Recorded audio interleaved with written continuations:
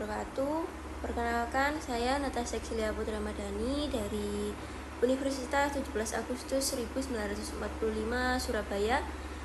Di sini saya akan menyampaikan atau mempresentasikan materi tentang peran kunci enkripsi dalam keamanan cyber.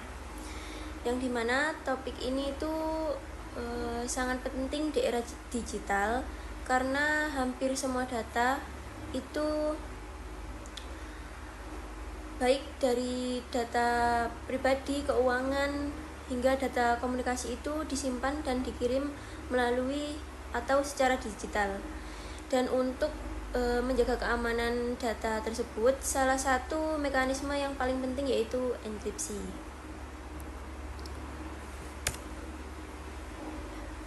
Pertama-tama yaitu dasar-dasar enkripsi. Enkripsi sendiri adalah proses untuk mengubah informasi yang dimana dibaca menjadi bentuk yang tidak bisa dibaca tanpa kunci khusus, yang yaitu data asli yang biasa disebut dengan plain text akan diubah menjadi ciphertext, yaitu data yang tidak bisa dibaca atau dipahami oleh siapapun tanpa kunci deskripsi. Proses tersebut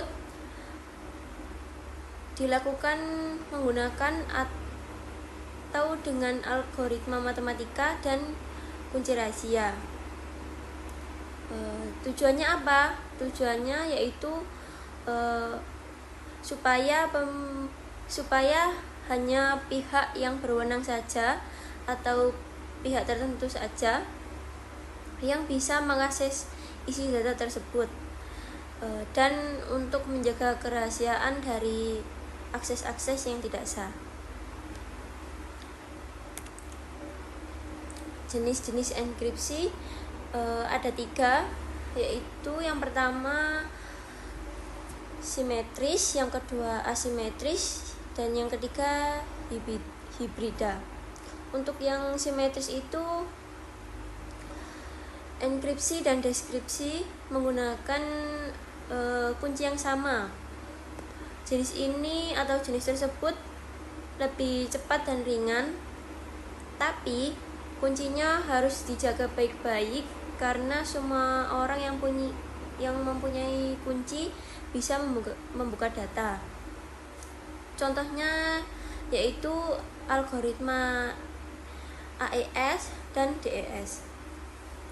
Untuk yang kedua ada asimetris, yaitu menggunakan 2 kunci yang berbeda, kunci publik dan kunci privat. Kunci publik bisa disebarkan untuk mengenkripsi data, tapi hanya kunci privat yang bisa membukanya. Ini cocok untuk komunikasi 2 arah yang aman. Contohnya yaitu RSA dan ACC. Untuk yang ketiga ada hibrida, yaitu menggabungkan 2 metode di atas, yaitu menggabungkan metode simetris dan asimetris.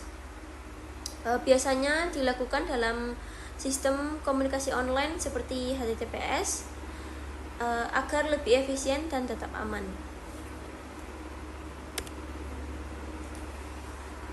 Aplikasi enkripsi dalam kehidupan sehari-hari. Enkripsi itu sebenarnya sudah menjadi bagian dari aktivitas kita dalam sehari-hari. Salah satunya yaitu saat kita membayar online menggunakan kartu kredit, dan dimana data kartu kredit kita itu dienkripsi supaya tidak bisa dicuri. Lalu ada juga HTTPS, yang di browser itu menunjukkan bahwa website tersebut aman karena menggunakan enkripsi untuk melindungi data. Dan juga ada VPN, yang dimana koneksi internet kita itu disembunyikan dan dilindungi lewat enkripsi.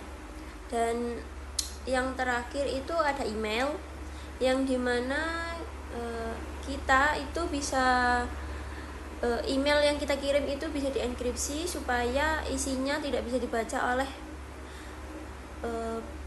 yang tidak atau hanya bisa dibaca oleh penerima yang kita tuju dan tidak bisa dibaca oleh orang lain.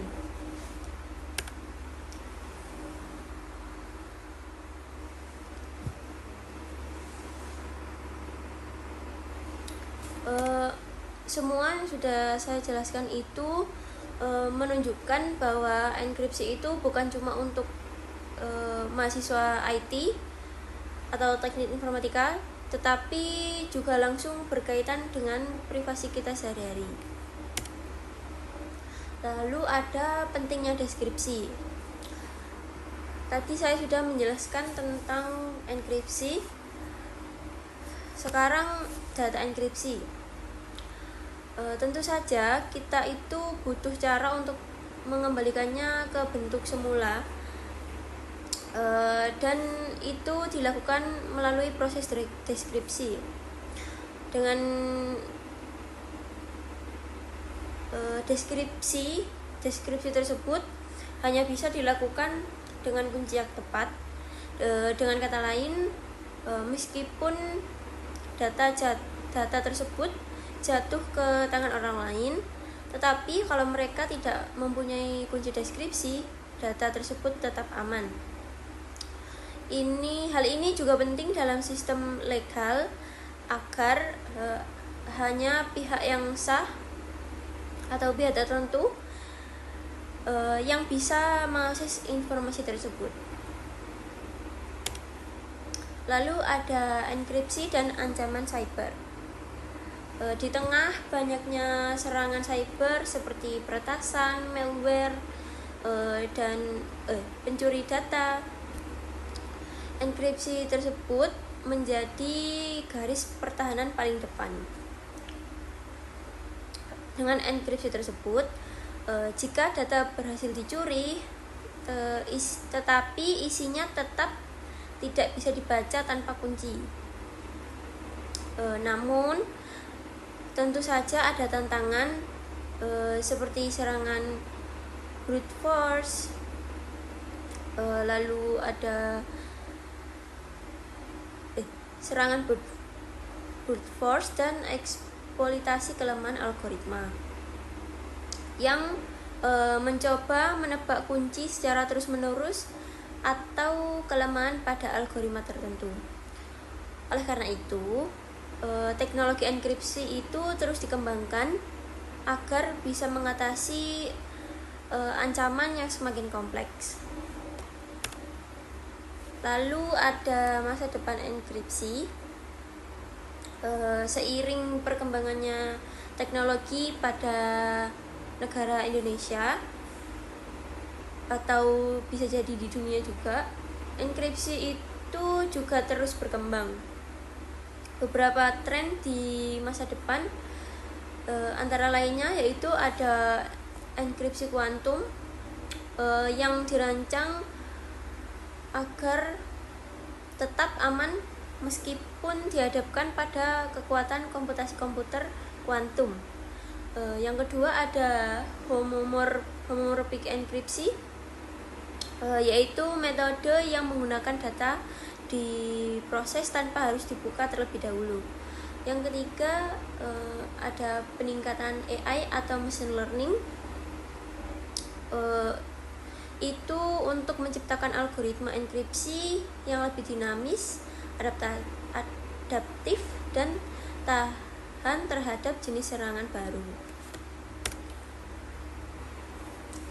Lalu kesimpulannya yang sudah saya jelaskan dari slide pertama sampai slide terakhir,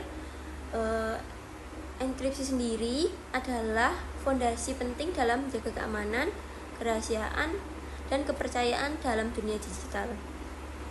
Enkripsi itu sendiri membantu memastikan bahwa data itu tidak mudah diakses oleh pihak yang berwenang dan menjaga keutuhan serta keaslian informasi.